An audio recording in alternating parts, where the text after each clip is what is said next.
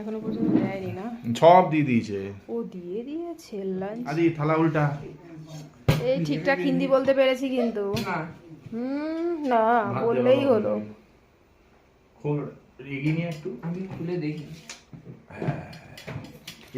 আরে বড়টা তো রাইসই। কি মা কি সব খেয়ে দিল।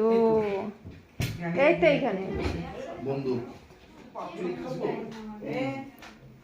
পাপড়ি খাবো আমি শুধু, আমি কি পাপড় ছাড়া কিছু খাবো না?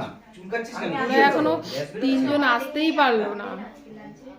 কি যখন তখন আমার আচ্ছা লাঞ্চে কি যেন দেখায়, পাপড় ভাজা, এটা কি ভাজা দিয়েছে এটা? এটা ভেন্ডি কিছু একটা দিয়ে না ভেজেছে না মশলা দিয়ে। করলা ভাজা, করলা ভাজা হ্যাঁ করলা কি সুন্দর ভেজেছে। বাবা মানে ভালো লাগে আমি খেতে। তো ওই যে আমরা 50 ইয়েতে খেয়েছিলাম, ওই কার্শিয়ানে ভাবি? খেয়েছিলাম, ধনে পাতা দিয়ে ডাল, হ্যাঁ, ঠিক আছে। আর ওইগুলো ঢাকা আছে এখনো দেখাতে পারছি না।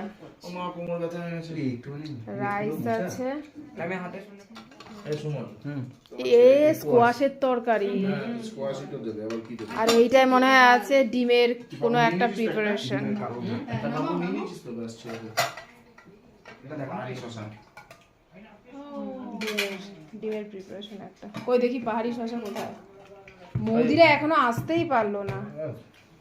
আচ্ছা এক এক করে শেষ হবে, ঠিক আছে? এইটা এর উপরেই থাকবে, এই যে, জায়গাটা সরাই। কি গো?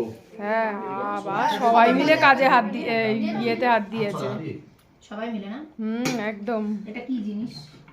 দেখ টেস্ট করে দেখ, দারুন। আমরা একবার কার্শিয়াঙ্গে খেয়েছিলাম, বলতো কি টেস্ট করে? আমাকে একটু উচ্ছে ভাজা দাও। উচ্চ। হ্যাঁ করলারই মানে একটুখানি ইয়ে করে ডিপ ফ্রাই করা। না না না ওই তো ওইদিকে আছে ইয়ে